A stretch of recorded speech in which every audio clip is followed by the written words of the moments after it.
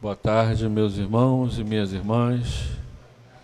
Nós vamos pedir, por gentileza, que todos desliguem seus celulares.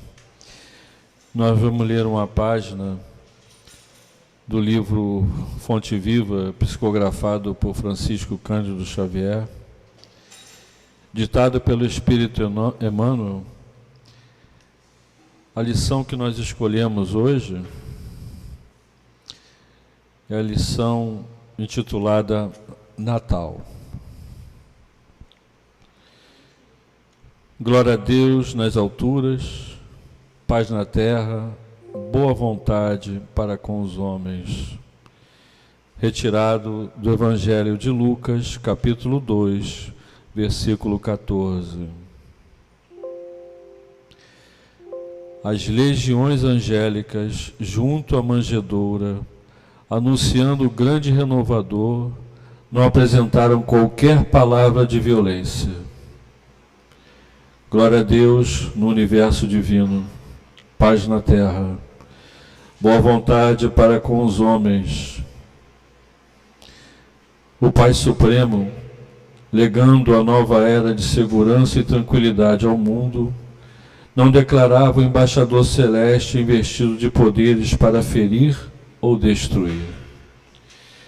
Nem castigo ao rico avarento, nem punição ao pobre desesperado, nem desprezo aos fracos, nem condenação aos pecadores, nem hostilidade para com o fariseu orgulhoso, nem anátema contra o gentio inconsciente. Derramava-se o tesouro divino pelas mãos de Jesus, pelo serviço da boa vontade. A justiça do olho por olho e do dente por dente, encontrar, enfim, o amor disposto à sublime renúncia até a cruz.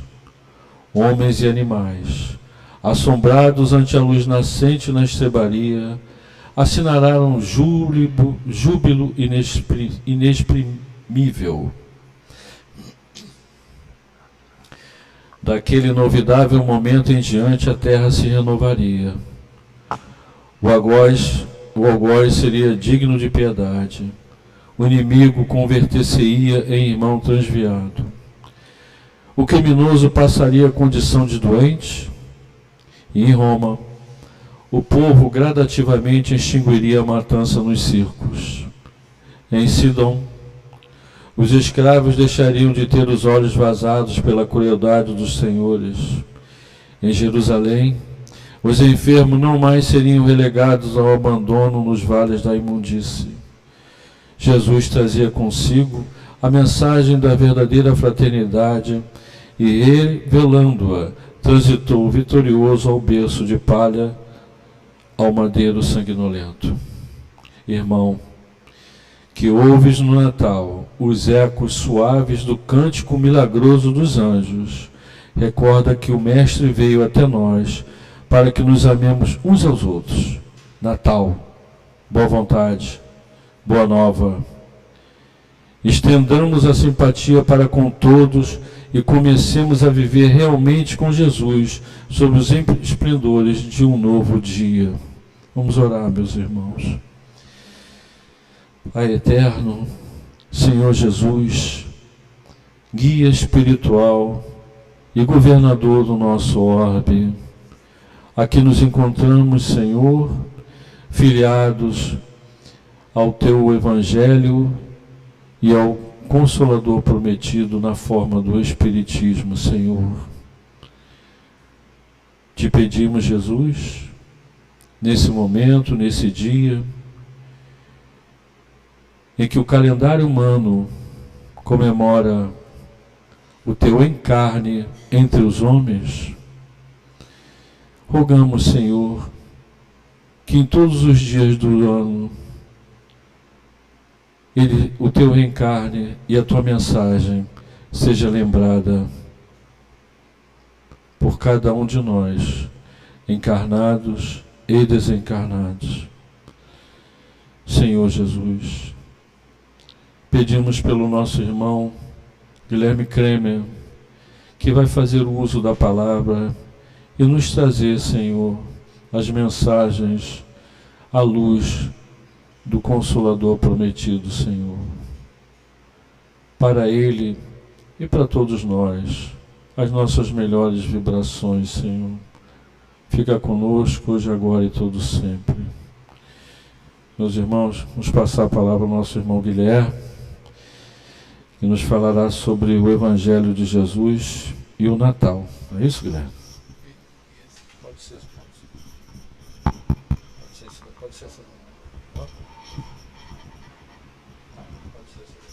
Alô.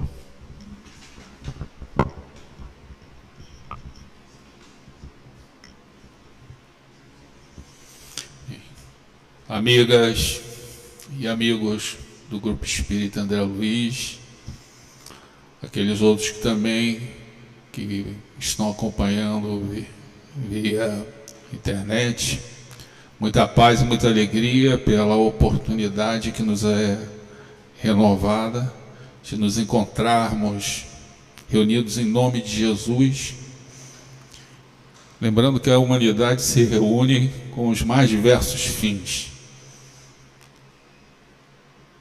até que às vezes são indignos, onde o mal é arquitetado.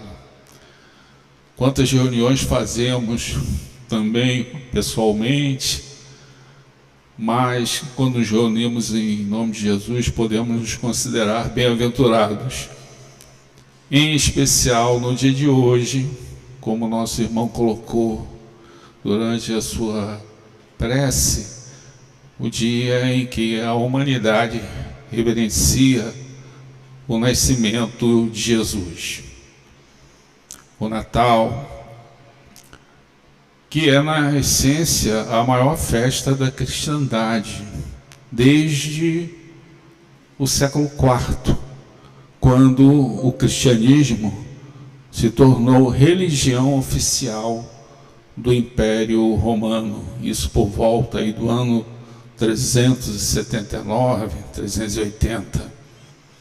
Até esta data, os cristãos davam mais importância para a Páscoa, e por uma razão muito simples, porque até o ano 312, quando Constantino trouxe o Edito de Milão, e assim ele proporcionou a liberdade religiosa no Império Romano, os cristãos foram sempre perseguidos, e perseguidos por morte.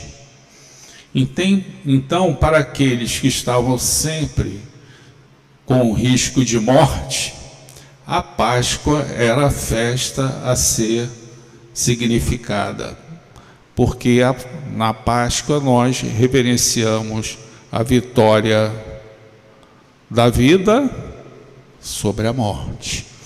Então, é até entendível porque a Páscoa era mais importante.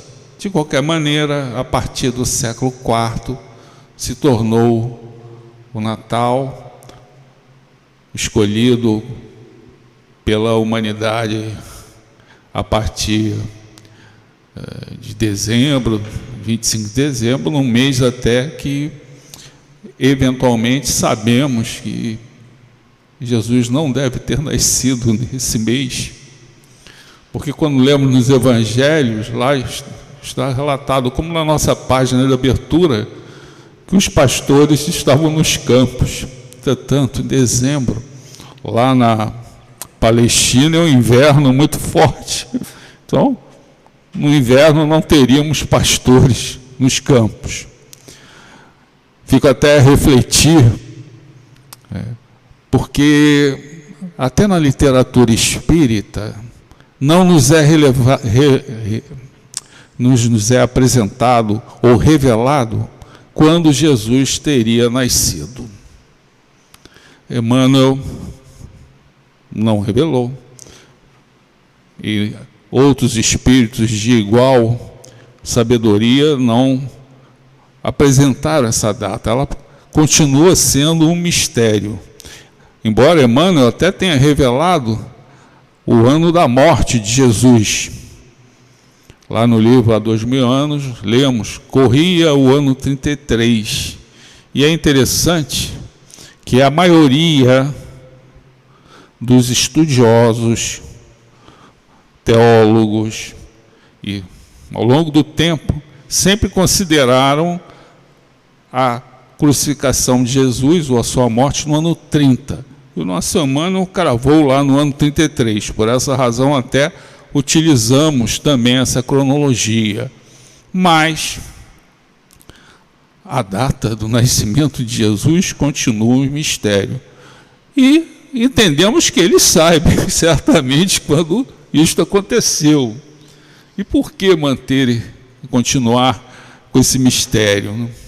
Podíamos fazer algumas reflexões, mas entendemos que o Natal é nascimento.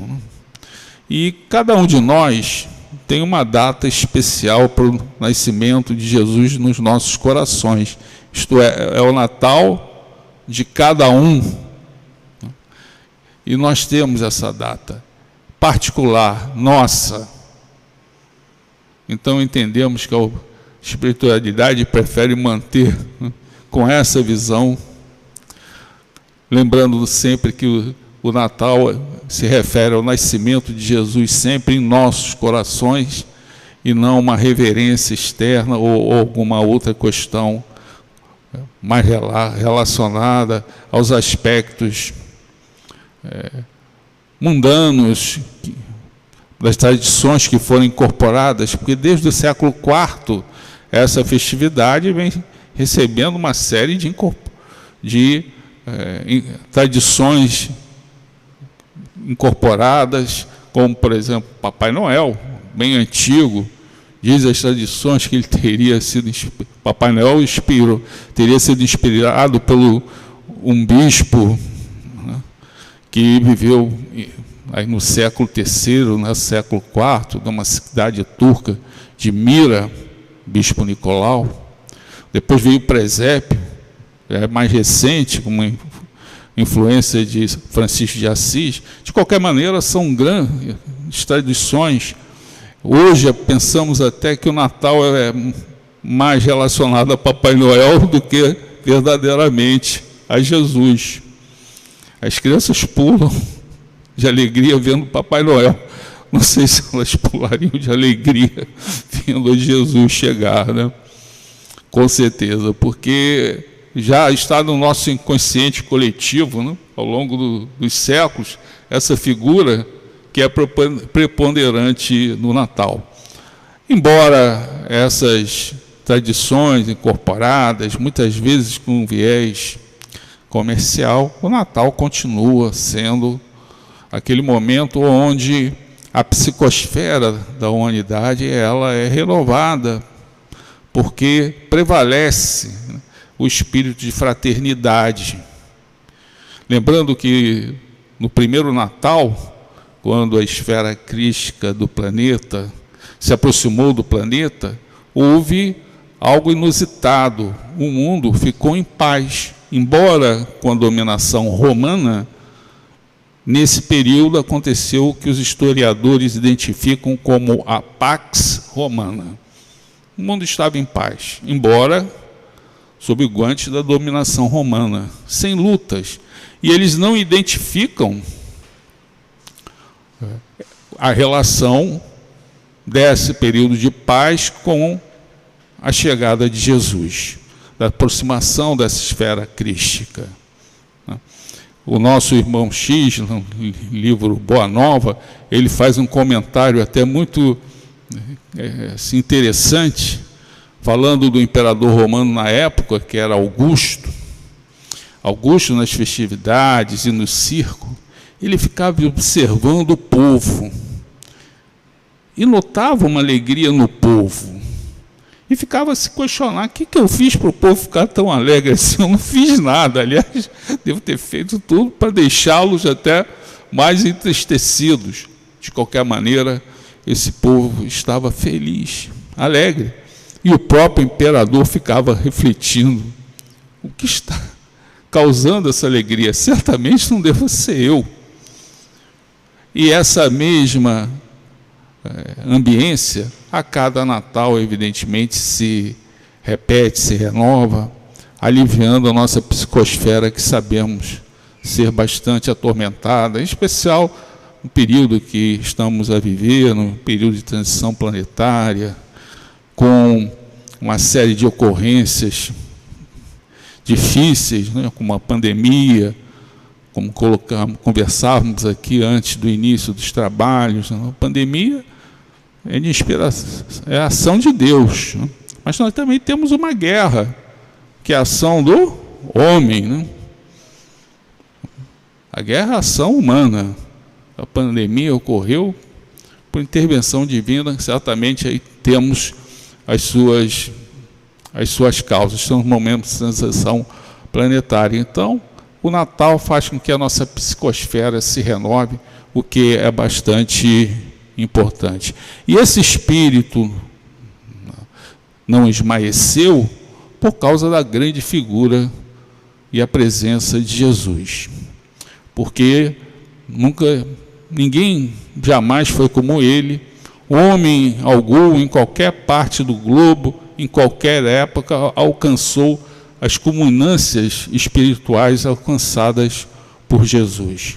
Por essa razão, ele tem uma influência muito grande na humanidade. E nesse momento até me permito trazer um acontecimento que reflete bem essa influência do Cristo na humanidade. Eu, antes de entrar no acontecimento, queria fazer uma pequena reflexão.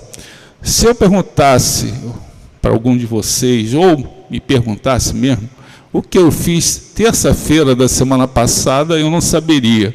Às vezes tem dia que eu não sei nem o que eu fiz pela manhã, no final da noite eu não me recordo o que eu fiz na manhã. Mas quando esse dia, ou um dia qualquer, tem um acontecimento que é muito marcante para nós, aquilo fica fixado na nossa mente. Então, por exemplo, eu sei exatamente o que estava fazendo no 11 de setembro, quando as Torres Gêmeas desabaram. Passa na minha mente como se fosse um filme. Estava na cidade, quase na hora do almoço, então, todo mundo assim, perplexo, vendo as imagens da destruição pela televisão. E tem uma outra data, que também ficou marcada para mim, talvez, deixa eu ver aqui os cabelos brancos, né? Para a maioria de nós, que já temos alguma idade, foi quando o homem pisou pela primeira vez na Lua, Neil Armstrong. Foi em julho de 1969. E julho era período de férias. Eu me lembro que eu me encontrava tirando férias com a minha família, meu pai, numa estância hidromineral mineira chamada Lambari. É bem das estâncias hidrominerais, é a menor, mas tem um lago muito, muito bonito. Era um período bom. E esse hotel tinha aquilo que todos os demais também tinham, que era uma sala de TV. Hoje isso é inconcebível, né? Porque nós levamos a TV no celular, levamos a informação aonde estivermos. Mas em 1969, não, aquelas televisões grandes, né? Todo mundo em volta para ver as notícias no jornal, ou aqueles que acompanhavam a novela, mas naquele final de quase de noite, nós vimos aquela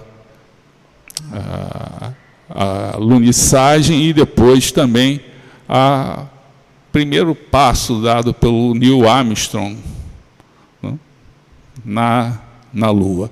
Me lembro que o dono do hotel já era um senhor, tinha uma idade, e ele ficava comentando: uai, será que isso é verdade mesmo? Com aquela voz bem de mineiro, né? Será que é verdade? Isso não foi uma montagem? E por incrível que pareça, semana passada eu estava vendo um programa, não sei se é desses canais a cabo, não sei se da History Channel, né? Que eles fizeram um estudo, né, para provar que aquela foto não poderia ter sido feita num estúdio como muitos ainda acreditam, né? Que aquelas teorias da conspiração. E me lembro desse senhor comentando, será que isso é verdade mesmo? De qualquer maneira, Neil Armstrong, então, deu aquele pequeno passo e um grande salto para a humanidade. Neil Armstrong, depois desse feito, claro, um grande herói humano, né? Ele visitou muitos países, uma série de países. Em 1982, ele resolveu visitar Israel. Claro, ele, com um aparato de segurança grande, mas ele estava interessado em conhecer, porque sabemos que Jerusalém é uma das cidades mais antigas do planeta. Ali temos o centro religioso monoteísta, né? É uma cidade sagrada por judaísmo, por cristianismo, por islamismo. Então tudo ali respira história. Então ele solicitou ao governo que ele tivesse o apoio de um arqueólogo que pudesse lhe explicar todas aquelas construções, enfim. E foi destacada uma moça para acompanhá-lo. Então os dois fizeram uma série de visitas, e já ao final do dia, então, essa arqueóloga deixou para o final a última descoberta que acontecera na década anterior, na década de 70. E que descoberta era essa? A escadaria que dava acesso ao muro do Templo de Jerusalém. Sabendo que Jerusalém, por ser uma cidade religiosa, ela sempre foi destruída, atacada, cercada, né? Meu Deus do céu. Né? E aquela escadaria foi descoberta, então, na década de 70. E conseguiram descobri-la. A escada dava acesso à muralha do templo, tinha dois portões para você entrar dentro do pátio do templo, não lá para a sala dos santos, onde ficavam os sacerdotes, não. Aquele pátio externo, aquele pátio onde Jesus acabou, né, expulsando os vendilhões do templo, e são duas portas. E elas são conhecidas como os portões de Uda. Quem foi Uda? Né? Procurei pesquisar quem tinha sido Uda. Uda foi uma das poucas profetisas de Israel. A maioria, bem sabemos, foram homens. Isaías, Jeremias, enfim, Daniel, vários profetas. Mas Uda viveu aí por volta do ano 500 antes de Cristo. Na época do profeta Jeremias, ela ajudou o rei israelense, porque os reis só faziam as suas ações depois de ouvir a voz, né, dos profetas, e Uda ajudou o rei da época, e por essa razão deram o nome para essas duas portas de portas de Uda. Tem mais, talvez, 2 ou 3 profetisas israelitas na Bíblia, além de Uda. E os dois se sentaram. Essa escada é verdadeiramente importante, até porque nessa escada Maria encontrou Simeão com Jesus no colo, que ele havia nascido cerca de 7 dias antes, pequenininho. E Simeão estava nessa escadaria, e ele estava aguardando a chegada do Messias, e identificou naquele ser que acabara quase de nascer o Messias. Como também uma profetisa chamada Ana, uma médium, já com mais idade, também aguardava ali a chegada desse Messias. Essa escada era muito importante. Perto dela também aconteceu aquela famosa passagem da mulher adúltera que fora flagrada em adultério. E Jesus, então, porque o mestre, na verdade, ele foi questionado, não? Quiseram colocá-lo numa situação difícil. O que fazer com essa mulher? Não? Atender a lei mosaica, a lapidação, ele estaria indo com o que ele pregava. E se ele falasse que perdoasse, não o desconsiderasse, ele poderia estar anuindo com um erro. E Jesus jamais anuiu com um erro. Então, o que fazer? E aí Jesus afirmou aquilo que nós já conhecemos bem, mas não entendemos nem praticamos, né? Atire a primeira pedra, isto é, condene aquele que estiver isento de erro. E a doutrina espírita ainda expande esse entendimento, porque se nós não estamos errando nessa reencarnação, o que é muito difícil, certamente erramos nas reencarnações anteriores, e não queremos nem saber o que fizemos, que é horrível. Então, qual é a diferença de alguém que está errando hoje para alguém que errou ontem? Apenas um posicionamento no tempo. E é interessante que Neil Armstrong também observou que antes da escada tinham 2 pequenos tanques. Então, esses tanques tinham uma escada de descida, já ao lado com uma escada de descida. Para quê? Durante as festividades lá religiosas dos judeus, eles eram obrigados a comparecer a Jerusalém e eles tinham que se purificar nas águas. Então, antes de entrar no templo, o pessoal descia, entrava naquele tanque e já subia, porque eram muitas pessoas, milhares. Não sabemos como é que ficava essa água, não sei se purificava tanto não, sabe? Mas era assim. E conversando, o Neil Armstrong observou outra coisa muito interessante. Ele observou que a escada era assimétrica com a largura dos seus degraus.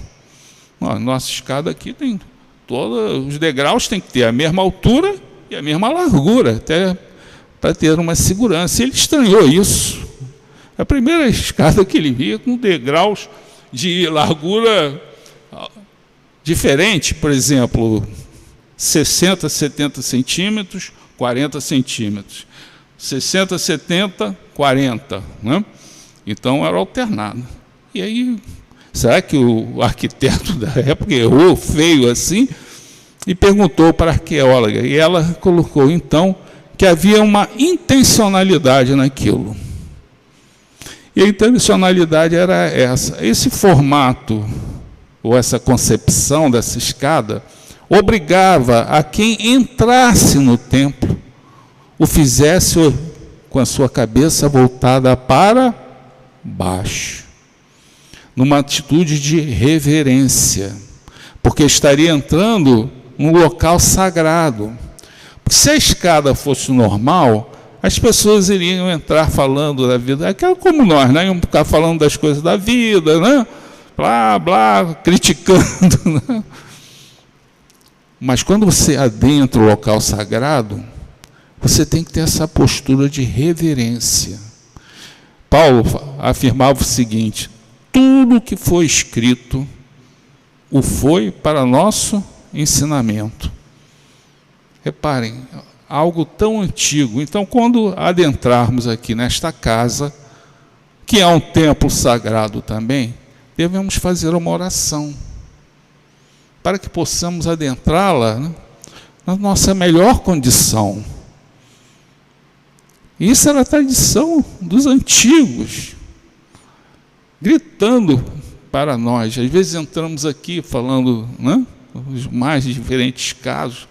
Gente, nós estamos num local sagrado.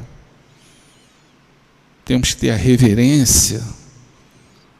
E aquela escada, pela sua concepção, obrigava que essa reverência acontecesse. E aí, para finalizar, Neil Armstrong perguntou o seguinte para essa arqueóloga: qual é o grau de certeza de você de que Jesus pisou nesses degraus? E aí a arqueóloga não titubeou, 100%.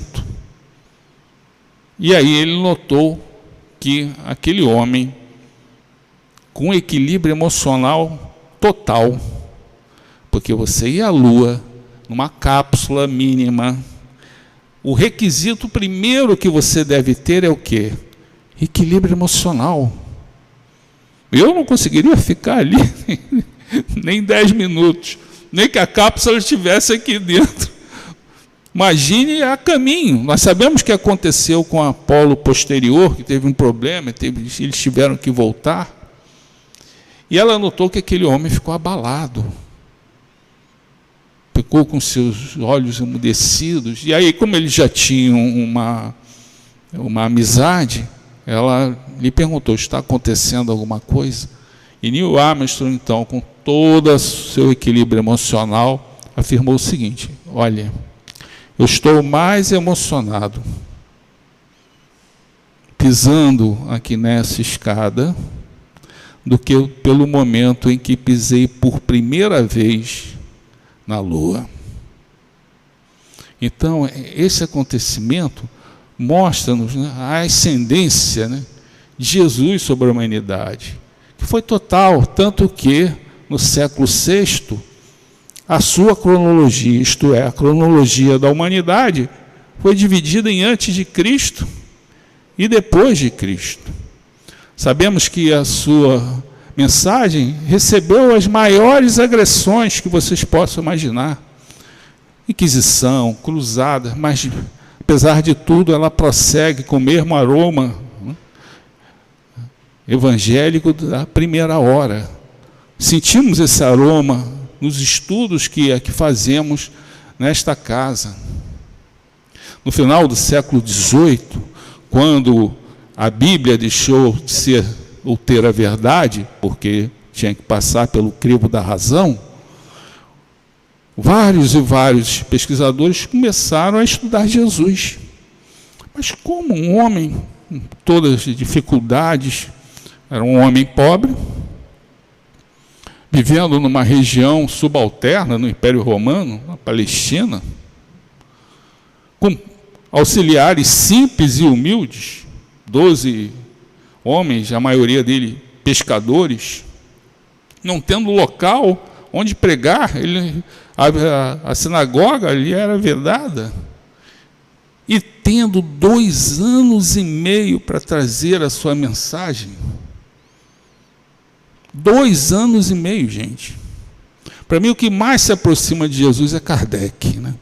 Porque Kardec não sabia nem que era espírito, né? De repente, em 1854, 55, ele tem a notícia: ó, existe espírito. Mas ele foi atrás das causas e codifica a doutrina espírita em 15 anos. Também é algo, para mim, diferenciado. São os 2 grandes acontecimentos, um de Jesus e o de Kardec. Mas esses pesquisadores ficavam impressionados como o homem, 2 anos e meio, todos os outros reveladores da verdade tiveram o tempo que lhe sobrava. Jesus tinha 2 anos e meio para trazer a sua mensagem. E aí eles começaram a estudar. Vamos ver, deve ter algum engano aqui, como muita gente pensa. Será que Jesus não é um mito? Não é uma invenção, uma lenda? Existem livros, gente, lá nos Estados Unidos, muitos, que consideram Jesus um mito, uma lenda, até porque ligaram Jesus à figura de Deus ao longo do tempo, não pela doutrina espírita, mas pela maioria da cristandade. Vamos ver se esse evangelho não foi uma invenção. Alguém com uma cabeça iluminosa, porque qual o crânio humano cérebro humano que poderia criar a história do Evangelho. Eles pesquisaram. Todas as teses foram rechaçadas. Jesus real, histórico. Mas sobrou um problema. Esse problema está relacionado a duas cidades, Nazaré e Magdala. Porque só existe referência a essas cidades, à época de Jesus, nos textos antigos, no Evangelho. Então, era um ponto fraco. Não é? Parece que quem escreveu o Evangelho inventou uma cidade que não existia. Mas quem veio dar suporte e autenticidade ao Evangelho? A arqueologia. A arqueologia veio comprovar. Jesus, quando estava entrando na semana da Páscoa, que seria crucificado, montado num jumentinho, né? O povo gritando de alegria, né? Porque ele havia ressuscitado a Lázaro, aqueles sacerdotes que já o acompanhavam, vigiavam, ficaram irritados com aquela manifestação de alegria, se aproximaram dele e lhe ordenaram: faça com que eles se calem. Vejam, eram terríveis, porque aquelas manifestações de alegria estavam ferindo a vaidade deles, né? Faça com que eles se calem. E Jesus: não, se eu falar para que eles se calem, as pedras clamarão. Então as pedras estão clamando. Você não acredita naquilo que está no Evangelho? Você vai acreditar na arqueologia, né? Então as pedras estão clamando a favor de Jesus. Mas o que mais impressionava esses homens é que, apesar de toda essa grandeza, Jesus veio viver junto aos deserdados do mundo, aos sofredores, aos pecadores. Aliás, Jesus tinha duas linguagens, gente. Não pense que a linguagem de Jesus era única. Não, ele tinha duas. Para quem conhecia a verdade, ele era duro. Para o pecador, ele era acolhedor. Então Jesus tinha duas linguagens. Jesus desceu das instâncias sublimes para mergulhar aqui no planeta, passeando junto a esses sofredores, porque ele estava trazendo a verdade de que o Deus é de misericórdia e de amor. Então ele tinha que testemunhar isso, a misericórdia e o amor. Por isso que Paulo, escrevendo sobre Jesus, ele falou numa epístola conhecida como Epístola aos Filipenses. Quando estava preso em Roma, ele escreveu essa epístola. Filipos era uma cidade da Macedônia. Aliás, um local que ele precisou da ajuda das mulheres, porque não tinha nessa cidade uma sinagoga. E era a estratégia de Paulo. Ele ia primeiro quem conhecia, né? Na verdade, vou lá na sinagoga. Mas só que Filipos não tinha um bando de pessoas, mas se destacou um grupo de mulheres que o ajudou. E lá nessa epístola, a epístola para mim que ele exalta o Cristo, ele falou o seguinte: Jesus aniquilou-se a si mesmo, tomando a forma de servo, e fazendo semelhante aos homens,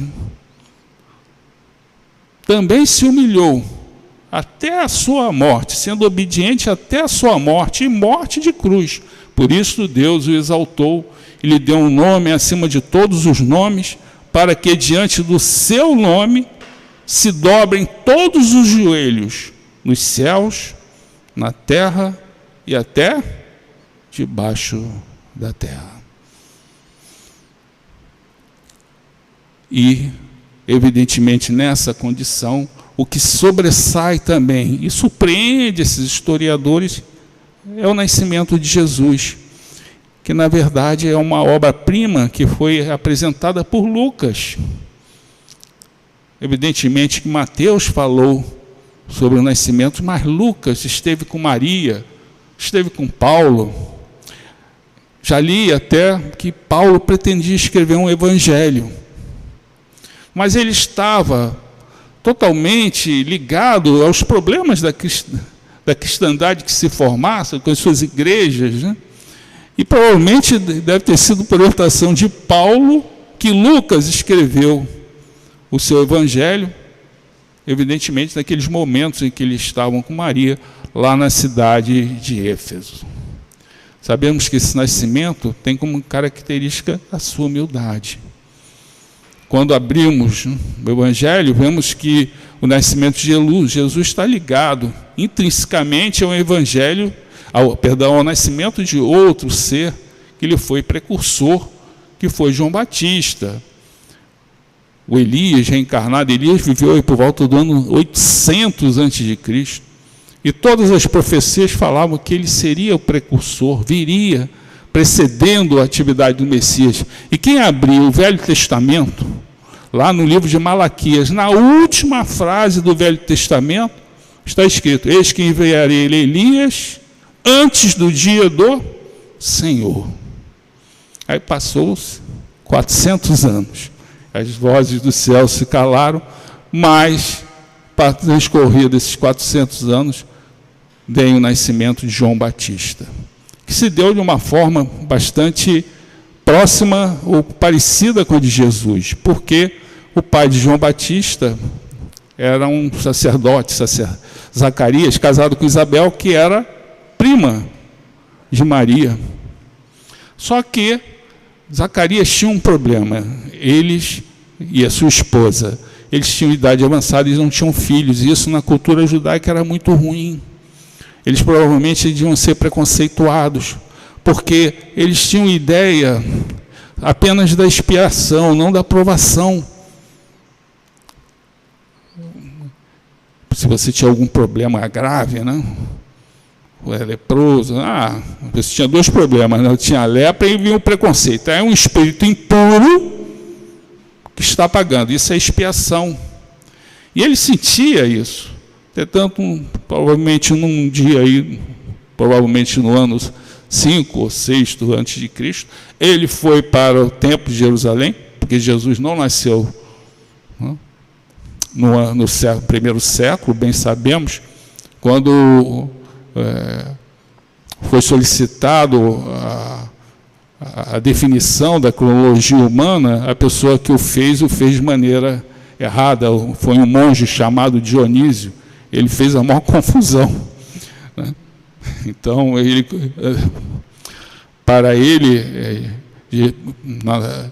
as informações, Jesus nasceu 5 ou 6 anos antes do que é hoje considerado, né, o ano no século I, né?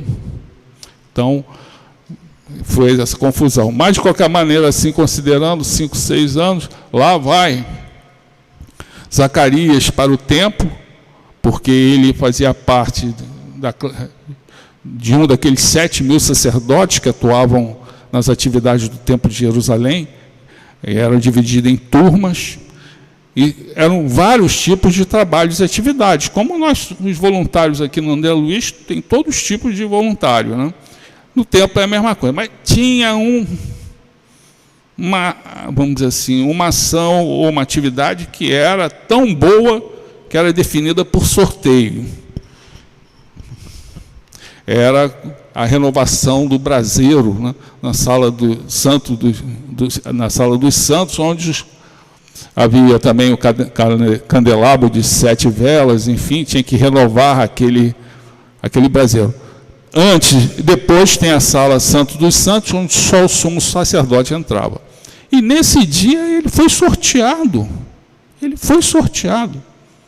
Ele falou: minha sorte está mudando. E lá foi ele, estava fazendo a sua atividade, vem o anjo Gabriel e falou: as suas preces foram ouvidas. Mas aí aconteceu um problema. Ele era um sacerdote. Ele não teve fé. Mas como pode isso acontecer? Eu e minha esposa temos idade avançada. E faltou fé naquele momento. E aí, sabemos que os espíritos superiores fazem isso, nos fornece às vezes uma doença, proteção, uma doença reflexão, E Zacarias ficou mudo, né, para refletir, porque lhe faltou fé. E esse mesmo Espírito iria 6 meses depois aparecer para uma menina, Maria,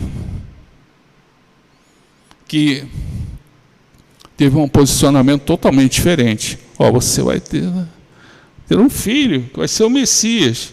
E Maria colocou: eis aqui a escrava do Senhor, cumpra-se em mim segundo a sua vontade. Vejam, posturas bem diferentes. Sabemos que Maria acabou se ligando a José, que era um grande médium. Ele tinha uns sonhos que lhe indicavam o que fazer, e ele sempre atendia o que os sonhos lhe orientavam. Repare, José foi aquele que conseguiu segurar, né, dar segurança a essa família que se formava, né? Não tem uma palavra dele, né? Ele entrou mudo e saiu calado no Evangelho. Não tem uma palavra, uma. Mas ele era um justo, como fala Lucas, né, e Mateus. Ele era um homem justo. Justo era aquele criatura que era uma referência na comunidade, né? Ele devia ser um homem bom, justo, né? Aceitou Maria, depois, em virtude daquele recenseamento ordenado por Augusto, eles que viviam na Galiléia tiveram que ir até Belém, até para cumprir as profecias. 140 quilômetros, gente. Não é fácil. É como se você fosse o quê? Mais que Teresópolis ou Petrópolis, mais 140 quilômetros é muita coisa para você andar. Provavelmente Maria estava no animal e José conduzindo. E chegaram então a Belém, como bem conhecemos a história. Não tiveram acolhida. Reparem, Jesus chega ao planeta sem acolhida. Ninguém quis acolhê-lo. São as reflexões do Natal, né? Desceu lá de cima, acolhida. Não teve acolhida. Teve que ir para uma estrebaria, uma forma de estrebaria, né? Nasceu aquela criança, foi colocada numa manjedoura, que tem um simbolismo muito bonito, né? A manjedoura, porque a manjedoura é o local onde alimenta-se os animais. Então Jesus está ali para que nós, né, na nossa animalidade, também possamos comer aquele pão da vida em busca da nossa espiritualidade. E relembrando aqui a página de abertura, né, quando se falava dos pastores, vejam que inversão. As milícias espirituais não foram no templo de Jerusalém, chamaram o sumo sacerdote, os sacerdotes, as figuras de referência da sociedade, não. Foram chamar aqueles pastores que eram muitas vezes preconceituados, pobres, para lá estarem. E assim nasceu Jesus para nós.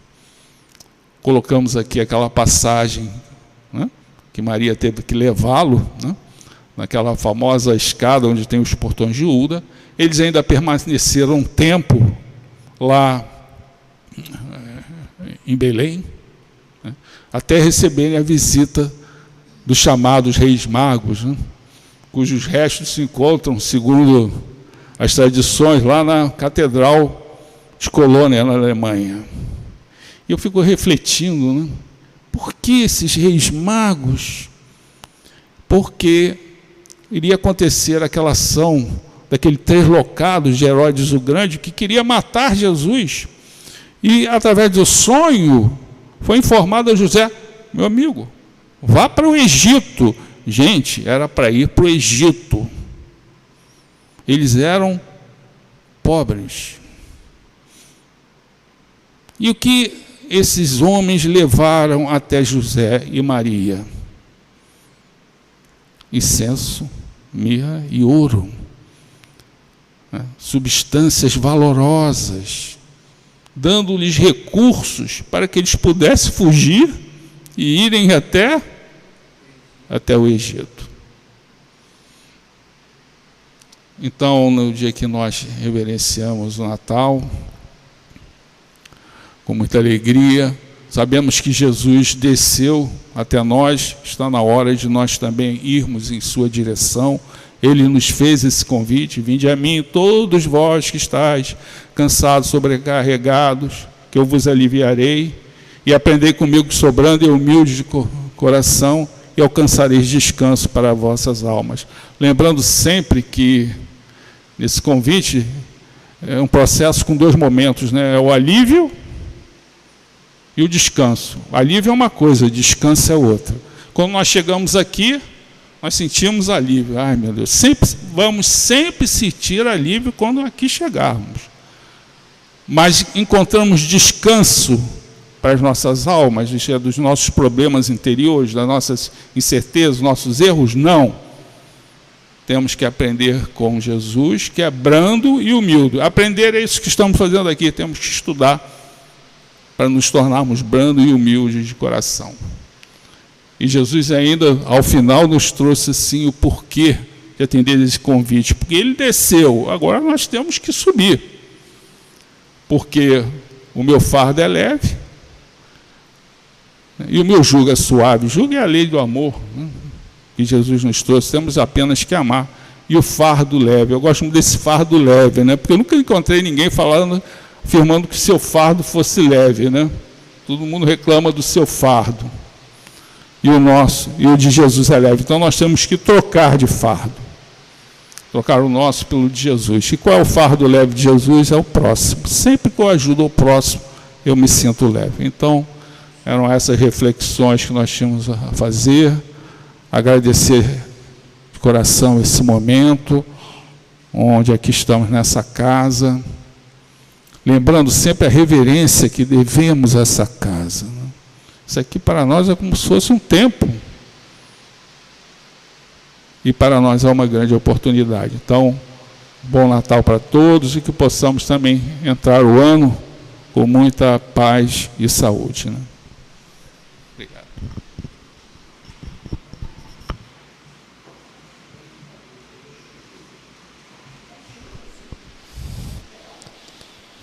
Temos muito a agradecer ao nosso irmão Guilherme, né, por nos ter trazido essas reflexões a respeito do Natal, do nascimento de Jesus. Temos um tempinho. Enquanto o irmão estava falando, nós nos lembramos de uma página do Emmanuel, em que ele diz que houve um tempo em que a segurança de Jesus e Maria foram entregues a um homem, a José. E, embora a grandeza de Jesus, ele nunca abandonou a carpintaria. São as palavras de Emmanuel. Depois eu me lembro,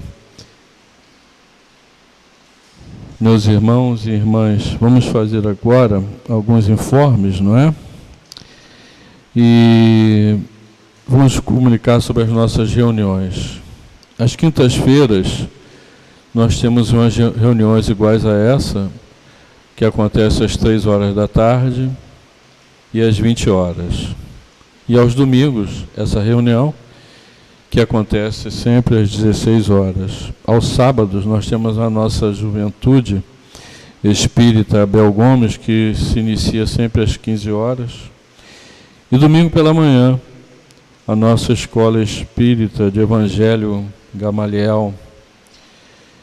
E às sextas-feiras, gostamos sempre de dizer, nós temos uma reunião de nossa escola de médiuns, que também é aberta ao público. Nós não temos, por enquanto, os nossos passes individuais, mas todos nós aqui já fomos beneficiados.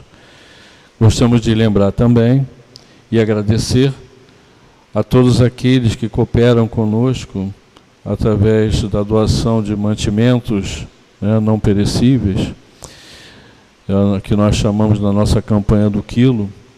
O Grupo Espírita André Luiz, ele atende a mais de 100 famílias, não é? Então, meus irmãos e irmãs, dito isso, vamos orar, agradecer a oportunidade da hora, né?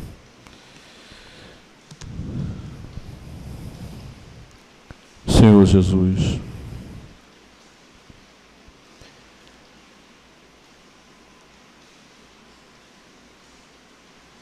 Que a tua vinda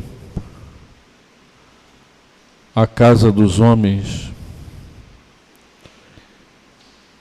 seja lembrada, Senhor, todos os dias em nossas vidas,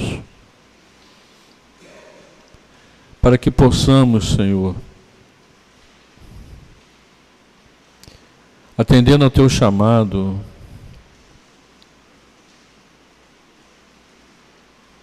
buscar a nossa paternidade divina,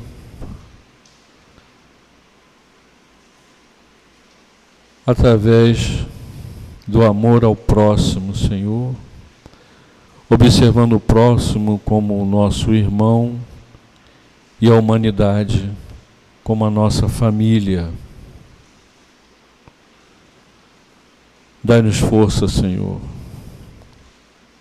Ajuda-nos a ajudar. Em tempo de franca transição planetária, aqui nos encontramos, Senhor, reunidos, encarnados e desencarnados, observando o Teu Evangelho e, essencialmente, Senhor, os Teus exemplos seguidos por muitos daqueles que Te foram enviados, Senhor. Fica conosco, Senhor, hoje e agora e para todo sempre. Glória a Deus nas alturas, paz na terra e boa vontade para com os homens. Graças a Deus. Fiquemos em paz.